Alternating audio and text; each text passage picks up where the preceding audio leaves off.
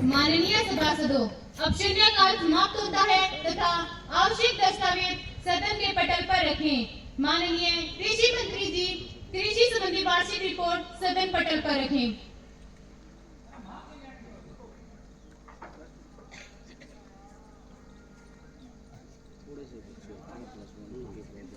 माननीय गृह मंत्री जी, सुरक्षा संबंधी वार्षिक रिपोर्ट सदन पटल पर रखें।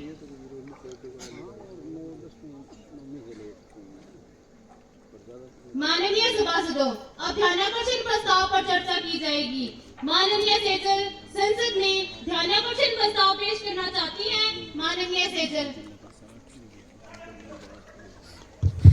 माननीय अध्यक्ष महोदया, मैं आपके माध्यम से पूरी सदन का ध्यान हिमाचल प्रदेश, जम्मू कश्मीर व उत्तराखंड में हर वर्ष वर्षा ऋतु के दौरान हो रहे भूस्खलन और प्राकृतिक आपदाओं की ओर आकर्षित करना चाहती हूँ। महोदया, जून, जुलाई व अगस्त के महीनों में जब देश के अन्य हिस्सों में भीषण गर्मी होती है तथा स्कूलों में छुट्टियां होती हैं, तो देश विदेश से लाखों पर्यटक अपने परिवार सहित यहाँ घूमने के लिए आते हैं। श्रद्धालु भी केदारनाथ, बद्रीनाथ और अमरनाथ जैसी धार्मिक यात्रा पर निकलते हैं, लेकिन सरकार की अनियोजित नीतियां जैसे सड़कों का अव्यवस्थित विकास, अंधाधुंध वृक्षों में पहाड़ों की कटाई, सड़कों में पहाड़ों के किनारों पर अवैध होटलों में ढाबों का निर्माण, बजट का दुरुपयोग व भ्रष्टाचार तथा घोटालों ने इन सुनहरी वादियों को आपदाओं का डेरा बना दिया है। थोड़ी सी वर्षा होते ही पहाड़ दरक जाते हैं, सड़कें टूट जाती है, वहाँ बसे गांव के गांव, कस्बे व कॉलोनियां बह जाते हैं, हजारों जानें दांव पर लग जाती है, घूमने गए पर्यटक फंस जाते हैं तथा कभी भी लौटकर वापस नहीं आते। माननीय अध्यक्ष महोदया, मैं एक नजर ताजा हालातों पर डालना चाहूंगी। वर्ष 2025 में हिमाचल प्रदेश में 300 से अधिक लोग मानसून आपदाओं में मारे जा चुके हैं और नुकसान 2540 करोड़ से भी अधिक हुआ है। उत्तराखंड में 239 लोगों की जानें गई, 84 लोग लापता हैं और 94 लोग घायल हैं। वर्ष 2024 में उत्तराखंड में 1800 से भी अधिक भूस्खलन हुए, जिनमें सैकड़ों निर्दोष लोग मारे गए। इसकी वजह से इन राज्यों की पर्यटन व्यवस्था पर बुरा प्रभाव पड़ता है तथा यहाँ रहने वाले लोगों की अर्थव्यवस्था बुरी तरह प्रभावित है। अकेले नैनीताल के होटलों की 80% बुकिंग रद्द हो चुकी है। महोदया, ये आंकड़े केवल संख्या नहीं है, ये उन परिवारों की अधूरी कहानियां हैं जिनके प्रियजन घर लौटकर वापस नहीं आए।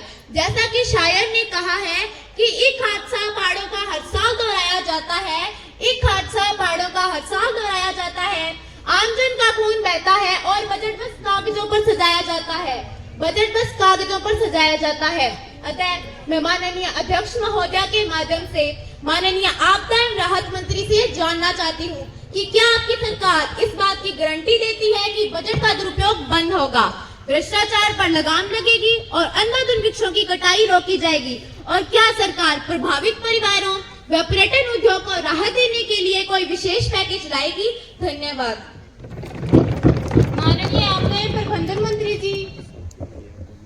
माननीय अध्यक्ष महोदय, सदन में उठाए गए आम जनता की जान से जुड़े हुए इस महत्वपूर्ण विषय पर प्रश्न उठाने के लिए मैं विपक्ष के माननीय सदस्य जी का धन्यवाद करती हूँ।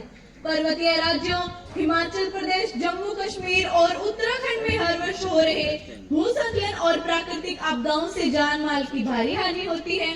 यह विषय हमारी सरकार के लिए भी उतना ही चिंता का विषय है जितना कि सदन और पूरे देश के लिए है। महोदय, सरकार यह स्वीकार करती है कि जलवायु परिवर्तन, अनियोजित मानवीय हस्तक्षेप तथा लगातार बढ़ती हुई जनसंख्या का दबाव इन आपदाओं से गंभीर बन गया है। लेकिन स्पीकर मैडम, मैं माननीय सांसदों व पूरे सदन को बता देना चाहती हूँ कि हमारी सरकार इन आपदाओं के आगे घुटने टेकने वाली सरकार नहीं है। हालांकि किसी भी प्रकार की प्राकृतिक आपदाओं पर किसी भी प्रकार का जोर नहीं चलता है, फिर भी हमारी सरकार इन आपदाओं से बचने के लिए कई बड़े कठोर कदम उठा रही है, जिसमें पहला है NDRF के अतिरिक्त बजट और तकनीकी सहायता उपलब्ध कराई गई है। दूसरा, हिमालय आपदा शमन योजना के अंतर्गत संवेदनशील क्षेत्रों में भूस्खलन रोकने के लिए अर्ली वार्निंग सिस्टम तथा रेनफॉल मॉनिटरिंग स्टेशन भी स्थापित किए जा रहे हैं। तीसरा, पर्यटन स्थलों पर अवैध निर्माण के खिलाफ अभियान चलाया गया है, जिसमें कई होटल व ढाबे गिराए गए हैं। चौथा, आपदा प्रभावित परिवारों को तत्काल राहत सहायता, जिसमें पुनर्वास पैकेज और आर्थिक सहायता दी जा रही है। पांचवा, अंधाधुंध वृक्षों की कटाई पर नियंत्रण तथा बड़े पैमाने पर पुनः वृक्षारोपण हो रहा है। एनडीआरएफ और एसडीआरएफ की तैनाती और उनके उपकरणों को और भी आधुनिक बनाया गया है। आदरणीय अध्यक्ष महोदय, यह सही है कि चुनौतियां बड़ी है और आपदाएं पूरी तरह टाली नहीं जा सकती, लेकिन सरकार का यह प्रयास है कि हर नुकसान को कम किया जाए और हर पर्यटक की यात्रा सुरक्षित बनाई जाए। जैसा कि कहा गया है कि पर्वत चाहे जितना ऊंचा हो हिम्मत उतनी मजबूत होगी, कि पर्वत चाहे जितना ऊंचा हो हिम्मत उतनी मजबूत होगी। आपदा चाहे जैसी हो लेकिन जनता की रक्षा जरूर होगी, जनता की रक्षा जरूर होगी। अतः मैं विपक्ष और पूरे सदन को आश्वस्त कराना चाहती हूँ कि हमारी सरकार आने वाले समय में और भी कई कठोर कदम उठाएगी, चाहे वह अवैध निर्माण को रोकना हो या बजट का पारदर्शी उपयोग करना हो। धन्यवाद।